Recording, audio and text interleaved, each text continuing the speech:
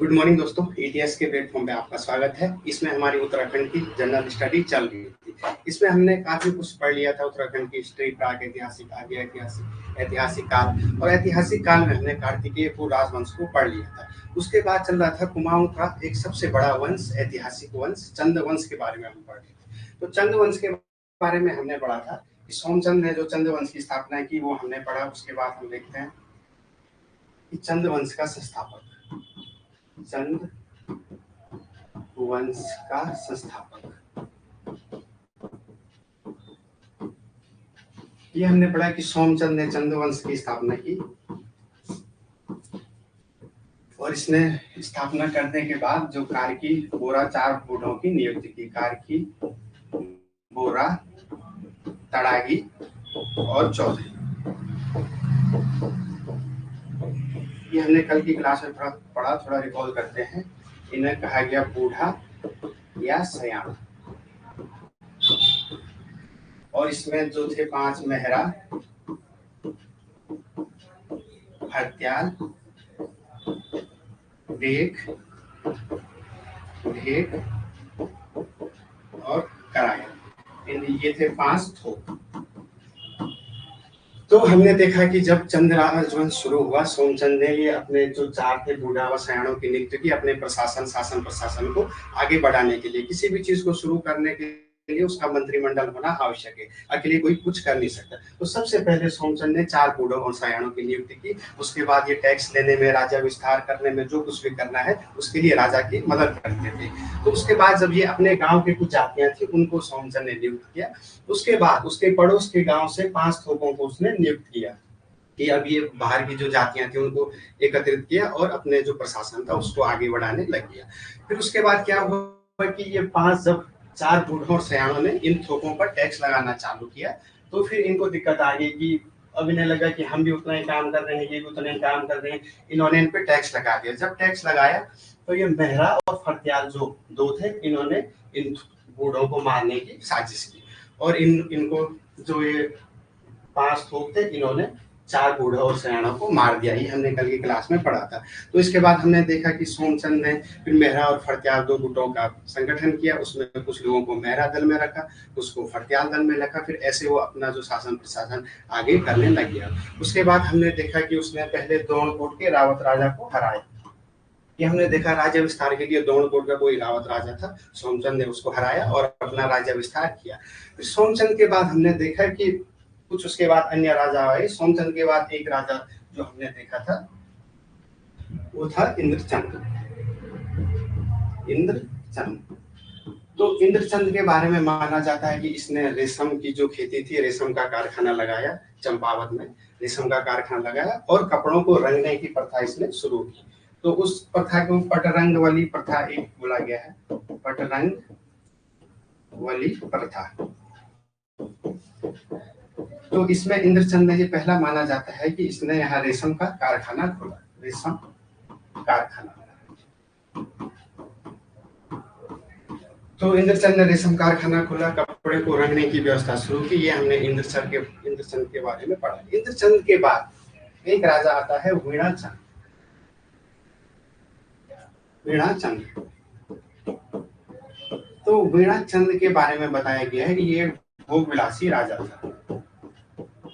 इसे राज्य से ज्यादा लगाव नहीं था, बस अपने मस्ती में रहता था। और जब इसका टाइम हुआ तो खसों ने कुमाऊं पर अपना अधिकार कर लिया। तो चंद वंश इस बीच थोड़ा चंद वंश का पतन हो गया, क्योंकि इसको राज्य से मतलब था नहीं वीणाचंद को। और इस समय जो खस राजा थे उन्होंने चंद वंश का पतन करके 200 वर्षों तक, लगभग 200 वर्षों तक यहाँ अपना शासन कर दिया। किसने? खसों ने। फिर इनके बाद इनका ही एक वंशज आता है वीरचंद। वीणाचंद के बाद आता है वीरचंद। तो वीरचंद के बारे में देखते हैं। बोला जाता है कि इसने जो चंद वंश था, चंद वंश की इसने पुनर्स्थापना की। देखते हैं इसने चंद वंश की पुनर्स्थापना की। किसने? वीरचंद ने। बोला जाता है कि एक सोन खड़ायत कोई राजा था, उसके नेतृत्व में वीरचंद ने जो था वो चंद वंश की पुनर्स्थापना की। इसकी जो मदद की सोन खड़ायत।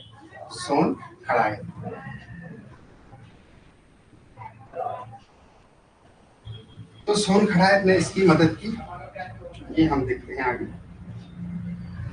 तो जब यहाँ की जनता खसों से परेशान हो गई थी, तो वीरचंद ने सोन खड़ायत के नेतृत्व में खस राजा, एक खस राजा का नाम भी मिलता है, इसका नाम मिलता है सोपाल।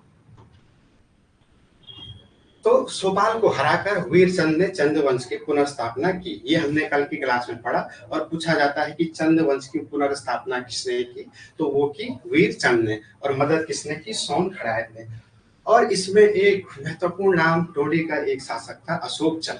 तो थोड़ा अशोक चल के बारे में पढ़ते हैं, क्योंकि बोला जाता है कि जो अशोक चल था, अशोक चल ने वीरचंद की मदद की। किस लिए मदद की? खसों से अपने राज्य को मुक्त कराने के लिए अशोक चल ने वीरचंद की मदद की। तो अब हम थोड़ा सा अशोक चल के बारे में पढ़ते हैं, क्योंकि अशोक चल और थोड़ा वीरचंद के बारे में। तो जो वीरचंद था, इसने चंद्रवंश की क्या की, पुनर्स्थापना, वीरचंद। अब हम थोड़ा पढ़ते हैं अशोक चल के बारे में। अशोक चल, तो अशोक चल के बारे में पढ़ने से पहले हमने थोड़ा पहले एक बार नागवंश में कुछ पढ़ा था। नागवंश में हमने पढ़ा था कि नागवंश की जो जानकारी मिलती है हमें, गोपेश्वर जो रुद्र हिमालय गोपीनाथ मंदिर है, वहां से हमें नागवंश की जानकारी मिलती है। और इसमें हमने देखा कि गोपेश्वर में एक त्रिशूल लेख है, और उस त्रिशूल लेख में जो 6वीं से 7वीं सदी थी, 6वीं से 7वीं सदी का जो गोपेश्वर त्रिशूल लेख था, गोपेश्वर त्रिशूल लेख, ये हमने पढ़ा। गोपेश्वर, इसमें कुछ नाग राजाओं के राज थे, गणपति नाग, स्कंद नाग, अंशु नाग, विभु नाग, ये हमने पढ़ा था। तो उसी में इसी जो त्रिशूल लेख था, जो ये गोपेश्वर त्रिशूल लेख था, इसी में हमने पढ़ा कि इसमें, एक सेकंड थोड़ा, तो इसमें हमने पढ़ा कि 1191 एडी में अशोक चल ने भी इसमें अपनी जानकारी दी है। किसमें दी है? गोपेश्वर जो रुद्र हिमालय गोपीनाथ मंदिर है, उस मंदिर में अशोक चल ने भी अपनी जानकारी दी है। तो ये हमने पढ़ा था। अब हम देखते हैं कि यहाँ बताया गया है कि अशोक चल ने जो था, अशोक चल ने वीरचंद की मदद की थी। किस लिए? खस राजा सोपाल को हराने में और चंद्रवंश की पुनर्स्थापना करने में अशोक चल ने मदद की। और उस अशोक चल के बारे में फैक्ट है, बताया जाता है कि ये डोंडी का शासक था। तो अशोक चल जो डोंडी था, डोंडी नेपाल का ये रहने वाला था। डोंडी जो पड़ता है वो नेपाल में पड़ता है, यहाँ का ये शासक था।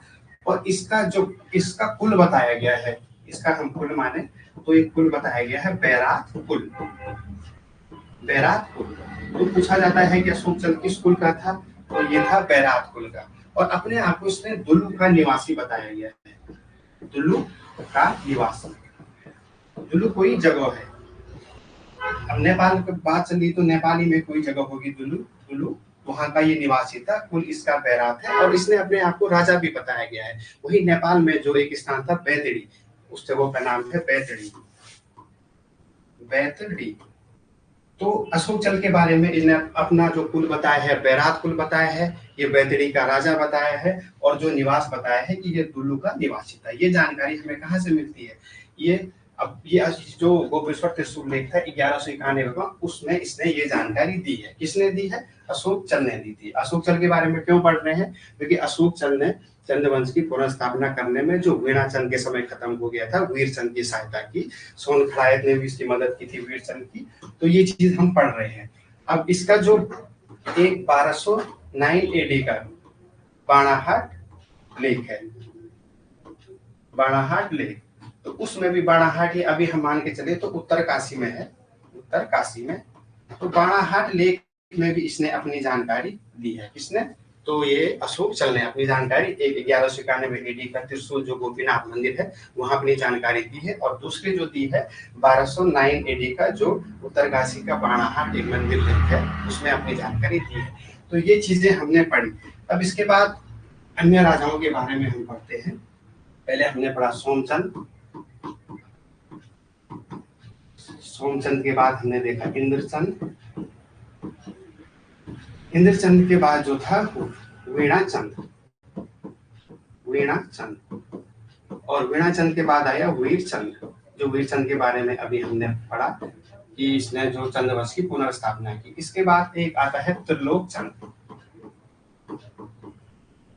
त्रिलोक चंद।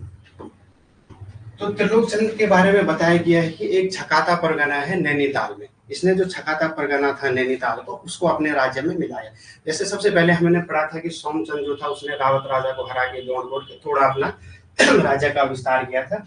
तो वही त्रिलोक चंद के बारे में ये है, इसने छकाता परगना, तो छकाता परगना पड़ता है नैनीताल में। छकाता परगना ये कहाँ पड़ता है? नैनीताल में। नैनीताल। तो जो त्रिलोक चंद था इसने नैनीताल छकाता परगना को अपने में मिलाया और यहाँ बोला जाता है भीमताल में एक किले का निर्माण किया। किले का निर्माण किया। तो त्रिलोक चंद के बारे में हमने ये चीजें, ये सारी बातें पढ़ी कि त्रिलोक चंद ने जो था छकाता परगना को अपने मिलाया और भीमताल में एक किले का निर्माण किया। अगर हम मैप के हिसाब से माने तो इस साइड जो हमारा पड़ता है, इस साइड नैनीताल इस एरिया में पड़ता है। अब इसके बाद एक शासक आता है अभय चंद। अभय चंद। तो सोमचंद, इंद्रचंद, वीणाचंद, वीरचंद और उसके बाद त्रिलोक चंद के बारे में हमने पढ़ा और उसके बाद आता है अभय चंद। तो अभय चंद के बारे में हम देखते हैं कि एक मादली नामक जगह है।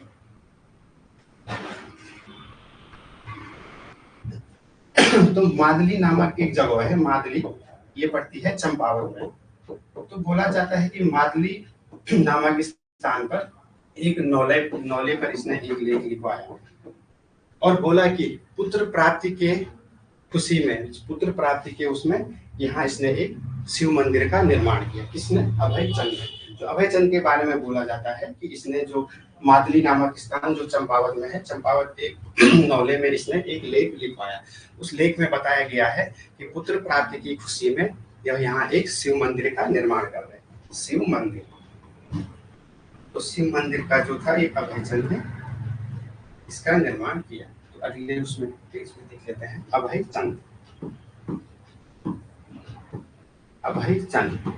तो अभय चंद के बारे में हमने देख लिया कि मादली नामक जगह पे इसने एक लेख लिखवाया और पुत्र प्राप्ति की खुशी में इसने यहाँ एक शिव मंदिर का निर्माण किया। शिव मंदिर। तो ये चीजें हमने पढ़ी इसके बारे में, अभय चंद के बारे में। अभय चंद के बारे में और भी दो चार इंपॉर्टेंट चीजें, इंपॉर्टेंट फैक्ट हैं, उसके बारे हम थोड़ा चर्चा करते हैं। पहला तो यही हो गया। दूसरा हो गया एक गडसारी ताम्रपत्र है। गडसारी ताम्रपत्र। गडसारी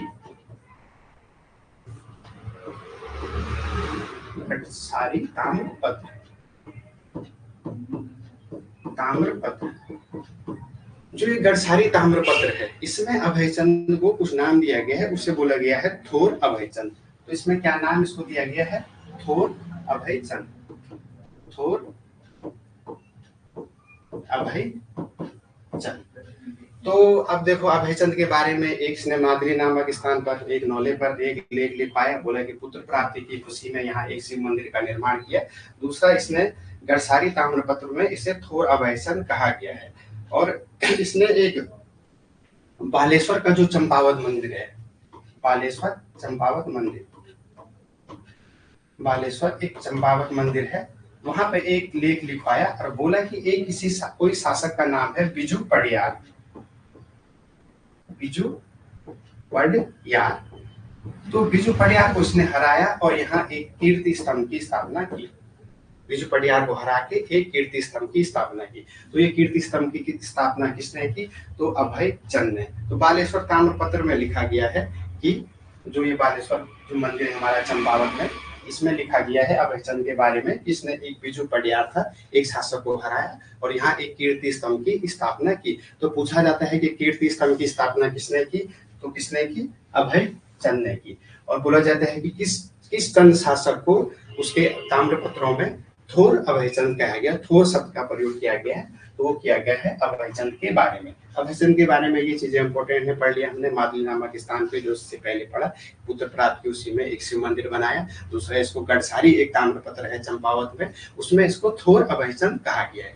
ये चीजें पढ़ी। उसके बाद इसने बिजू पड़ियार को हराकर एक कीर्ति स्तंभ की स्थापना की। कहाँ की? बालेश्वर, जो ताम्रपत्र है, बालेश्वर जो लेख है उसके अनुसार हमें ये जानकारी मिलती है। अब इसके बाद एक अगला राजा आता है, वो इम्पोर्टेंट है, उद्यानचंद। उद्यानचंद तो हाँ, इसके बाद गरुड़ ज्ञानचंद। अब देखो सोमचंद हो गया, सोमचंद पढ़ा, फिर पढ़ा हमने इंद्रचंद, इंद्रचंद के बाद पढ़ा हमने वीणाचंद, वीणाचंद के बाद पढ़ा वीरचंद, वीरचंद के बाद पढ़ा हमने त्रिलोकचंद, त्रिलोकचंद, त्रिलोकचंद के बाद पढ़ा अभय चंद, और अभय चंद के बाद एक सबसे इंपॉर्टेंट राजा माने जाते हैं, इनका नाम है ज्ञानचंद, ज्ञानचंद। तो ज्ञानचंद के बारे में माना जाता है कि इन्होंने सबसे सर्वाधिक टाइम पर लगभग 45 वर्षों तक, लगभग 45 वर्षों तक इन्होंने शासन किया, 45 वर्षों तक। तो 45 ईयर तक इन्होंने शासन किया, और सर्वाधिक शासन काल जो माना जाता है वो गरुड़ ज्ञानचंद का ही माना जाता है। तो इनका अगर हम गरुड़ ज्ञानचंद का शासन काल देखें तो 1374 से 1419, 1374 से 1419 ईडी तक इनका शासनकाल माना जाता है। तो इनके टाइम पर क्या हुआ कि जो तराई वाला एरिया था वहां पे जो कुछ लोगों ने अधिकार कर दिया, तराई जो कटेहर वाला, रोहिलखंड वाला एरिया था, वहां पर स्थानीय लोगों ने अधिकार कर दिया था। तो अब थोड़ा गरुड़ ज्ञानचंद के बारे में पढ़ते हैं। अगर तराई वाला एरिया हम मान के चले,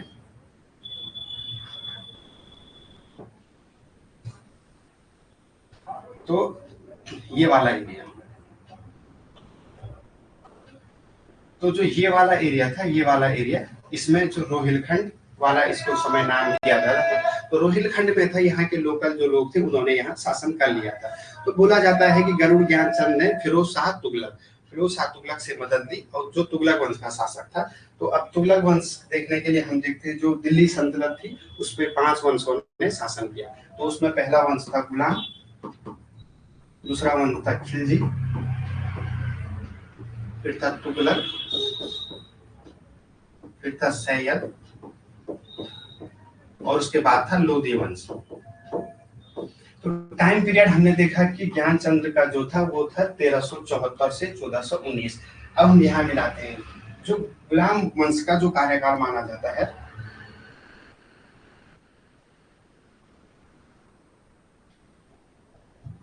तो गुलाम वंश का जो माना जाता है वो 1206 से 1290 तक।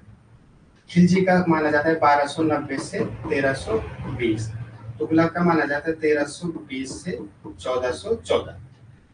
तो ये इसका टाइम पीरियड है, और यही टाइम पीरियड थोड़ा इस पे भी मैच हो रहा है। तो फिरोज शाह तुगलक, तो FST हम शॉर्ट में लिखते हैं, FST से फिरोज शाह तुगलक से गरुड़ ज्ञानचंद ने मदद ली। इसलिए मदद ली कि जो इसका नीचे वाला एरिया है, यहाँ ये जो रोहिलखंड बरेली वाला एरिया हम इसको बोलते हैं, इस पे यहाँ के कुछ लोगों ने शासन कर लिया था। तो गरुड़ ज्ञानचंद गए फिरोज शाह तुगलक के दरबार में, बोला यार भाई ऐसी ऐसी बात है, मुझे थोड़ा यहाँ पे जो शासन था इनको भगाने में मदद करो। तो फिरोज शाह तुगलक ने गरुड़ ज्ञानचंद की मदद की। उसने जो ये वाला एरिया था ये पुनः किसको दे दिया? चंद वंश को दे दिया। किसको दे दिया? ज्ञानचंद को दे दिया, और साथ ही इसे गरुड़ की उपाधि दी। तो पहले जो था सिंपल ज्ञानचंद था, तो उसके बाद इसे गरुड़ की उपाधि पूछा जाएगा, गरुड़ की उपाधि किसने दी? तो गरुड़ की उपाधि दी हमारे फिरोज शाह तुगलक ने। तो तुगलक वंश का 1320 से 1414, फिर 1414 से 1451 ये माना जाता है। सैयद वंश का 1414 से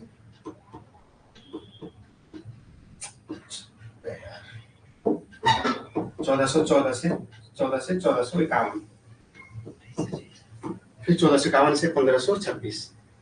तो ये जो माना जाता है, ये कार्यकाल माना जाता है। तो गरुड़ ज्ञानचंद के बारे में हमने क्या पढ़ा कि गरुड़ ज्ञानचंद जो था, इसके समय कटेहर जो बरेली वाला एरिया था, वहां पे कुछ स्थानीय लोगों ने शासन कर लिया, आक्रमण कर लिया, मतलब अपने अधिकार में ले लिया। तो ये फिरोज शाह तुगलक से मिला, फिरोज शाह तुगलक से इसने बोला कि भाई मुझे ये एरिया चाहिए। तो फिरोज शाह तुगलक ने इसे एरिया दिया, और साथ ही गरुड़ की उपाधि दी। तो पूछा जाता है कि कौन सा संसाधक फिरोज शाह तुगलक के दरबार में गया था? तो गरुड़ ज्ञानचंद गया था। पूछा जाता है कि गरुड़ ज्ञानचंद को गरुड़ की उपाधि किसने दी? तो पूछा जाता है कि फिरोज शाह तुगलक ने दी। तो ये चीजें हमने पढ़ा। फिर गरुड़ ज्ञानचंद के बारे में थोड़ा और टॉपिक है कि गरुड़ ज्ञानचंद जो था उसका एक सेनापति माना जाता है जो बहुत ही पॉपुलर था। तो तो गरुड़ ज्ञानचंद का जो वीरवान सेनापति पूछा जाता है गरुड़ ज्ञानचंद। गरुड़ ज्ञानचंद के बारे में थोड़ा पढ़ते हैं। तो गरुड़ ज्ञानचंद ज्ञानचंद 1374 से 1419 AD तक इसने शासन किया। लगभग पूछा जाता है कि सर्वाधिक किसने किया, तो उन्होंने किया 45 वर्षों तक। सबसे पहली बात हमने पढ़ी गरुड़ ज्ञानचंद के बारे में कि फिरोज शाह तुगलक के दरबार में गया। फिरोज शाह तुगलक जब इसके टाइम पे जो नीचे वाला एरिया था हमारा, इस एरिया में जब कटेहर जो रोहिलखंड वाला एरिया इसको बोलते हैं, इसमें जब यहीं के स्थानीय लोगों ने यहाँ शासन कर लिया तो फिरोज शाह तुगलक से मिला। फिरोज शाह तुगलक ने इसको गरुड़ की उपाधि दी और उसके बाद ये एरिया प्रदान कर दिया। ये चीजें हमने पढ़ी किसके बारे में, गरुड़ ज्ञानचंद के बारे में। और गरुड़ ज्ञानचंद का एक सेनापति माना जाता है नीलू कठायत। ये बहुत बार पूछा गया कि नीलू कठायत किसका सेनापति था, तो ये गरुड़ ज्ञानचंद का सेनापति था। तो नीलू कठायत के बारे में ये फिर क्या हुआ कि एक व्यक्ति का जिक्र मिलता है यहाँ। अब कोई दो सबसे बेस्ट फ्रेंड है, हमने देखा है कि आज के टाइम पे भी यही होता है, जो सबसे बेस्ट फ्रेंड होते हैं अगर कोई तीसरा है वो उससे जल रहा है तो वो उन दोनों के बीच विवाद उत्पन्न कर देता है। तो नीलू कठायत हो गया, यहाँ हो गया गरुड़ ज्ञानचंद। गरुड़ ज्ञानचंद का ये बहुत वीरवान मतलब बहुत अच्छा मानता था, अच्छा सेनापति था। तो एक नाम बीच में मिलता है हमें, ये नाम है जस्सा कमलेखी का। जस्सा कमलेखी, तो ये नाम इसलिए याद रखना है कि जस्सा कमलेखी जो था उसने गरुड़ ज्ञानचंद और नीलू कठायत के बीच में विवाद उत्पन्न कर दिया कि बोला कि भाई तेरे को कोई पूछते नहीं है, सबसे बड़ा वही है जो सारे कामों में। ये नीलू कठायत था, ये किसकी, गरुड़ ज्ञानचंद की मदद करता था। तो इससे उसने राजा के कान भर दिए। किसने, जस्सा कमलेखी ने। किसके, गरुड़ ज्ञानचंद के कान भरे यार, बोला कि वो ऐसा है। उसके बाद दोनों के बीच विवाद उत्पन्न कर दिया। तो जब विवाद उत्पन्न किया तो जो ये था गरुड़ ज्ञानचंद, इसके दो पुत्र थे। किसके, नीलू कठायत के, सुजु और वीरू, ऐसा ही नाम मिलता है, सुजु व वीरू। तो इसने क्या किया कि पहले तो इसने नीलू कठायत को मरवाने की कोशिश की। तो उसके बाद इसने जो इसके दो बेटे थे सुजु और वीरू की आंखें निकलवा दी। किसने निकलवा दी, जस्सा कमलेखी के कहने पर जो गरुड़ ज्ञानचंद था उसने उसके बेटों की, दो पुत्र थे सुजु और वीरू, इसकी आंखें निकलवा दी। तो ये चीजें हमने पढ़ी कि जस्सा कमलेखी ने जब विवाह किया तो जो उसका बहुत अच्छा जो सेनापति था उसकी आंखें निकलवा दी। तो इसके बारे में बोला जाता है कि जो ये था ये विष्णु का उपासक था। गरुड़ ज्ञानचंद जो था विष्णु, तभी गरुड़ जो विष्णु का जो वो है गरुड़ माना जाता है। तो ये था जो था गरुड़ का उपासक माना जाता था गरुड़ ज्ञानचंद। गरुड़ ज्ञानचंद के बारे में हमने जो इम्पोर्टेंट चीजें थी जो वो पढ़ी हमने। फिर गरुड़ ज्ञानचंद के बाद आता है उद्यानचंद। तो थोड़ा उद्यानचंद के बारे में भी देख लेते हैं। इससे पहले हमने क्या देखा, ये सोमचंद हो गया। सोमचंद के बाद हमने देखा इंद्रचंद के बाद वीणाचंद के बाद वीरचंद के बाद त्रिलोकचंद के बाद अभयचंद के बाद हमने देखा ज्ञानचंद। तो ज्ञानचंद के बारे में हमने क्या पढ़ा कि जो तराई वाला एरिया में वो हमने पढ़ लिया। फिरोज शाह तुगलक से मुलाकात हुई। जस्सा कमलेखी ने इसके और नीलू कठायत जो इसका वीरवान सेनापति था उनके बीच विवाद उत्पन्न किया। फिर इसके बेटों की सुजु और वीरू की आंखें गरुड़ ज्ञानचंद ने निकलवा दी। ये चीजें हमने पढ़ी। इसके बाद एक शासक आता है उद्यानचंद। तो उद्यानचंद के बारे में बोला जाता है कि जो उद्यानचंद था, लिख लेते हैं उद्यानचंद। तो बोला जाता है कि जब नीलू कठायत के बेटों की आंखें जब गरुड़ ज्ञानचंद ने निकाली तो इसको बुरा लगा।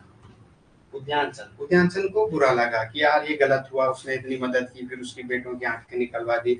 तो उसमें क्या हुआ कि इसने इस प्रायश्चित के लिए प्रायश्चित किया और अनेक मंदिरों और नौलों का निर्माण किया। माना जाता है कि उद्यानों और मंदिरों का जो निर्माण किया वो उद्यानचंद ने किया। किसमें, जब इसके जो गरुड़ ज्ञानचंद था उसने उसके नीलू कठायत के बेटों की जब आंखें निकाल दी तो इस बारे में बोला जाता है कि इसने अनेक मंदिरों और उसका निर्माण किया।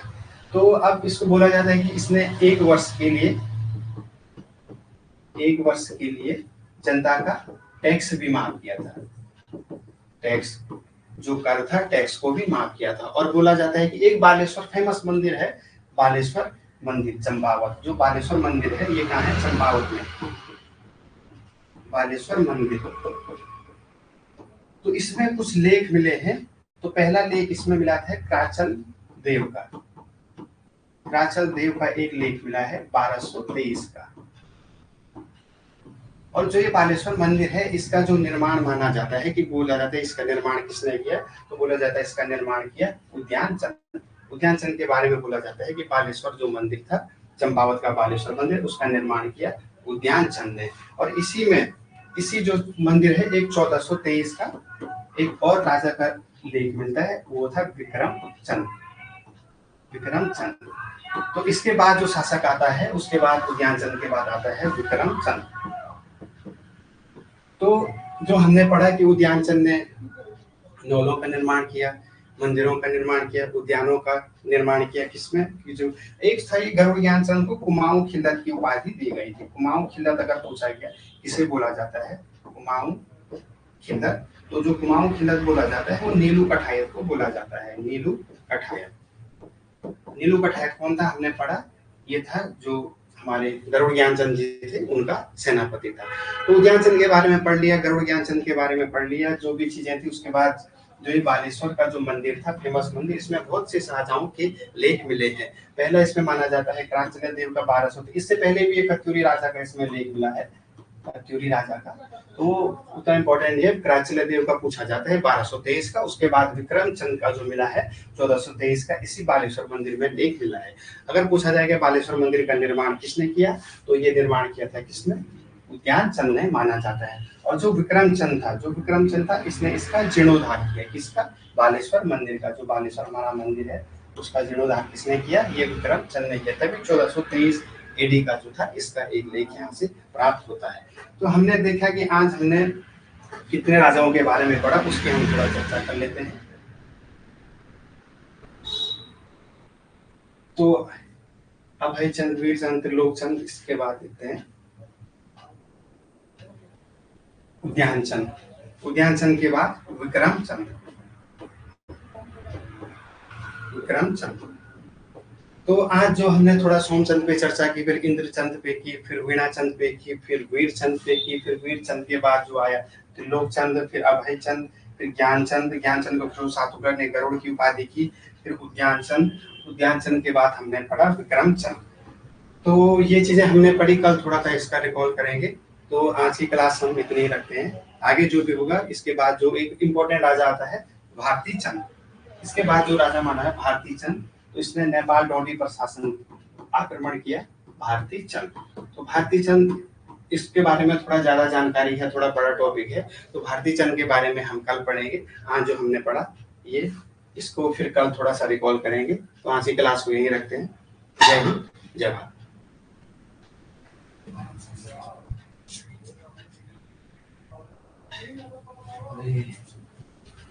तो कुछ और ही रखा।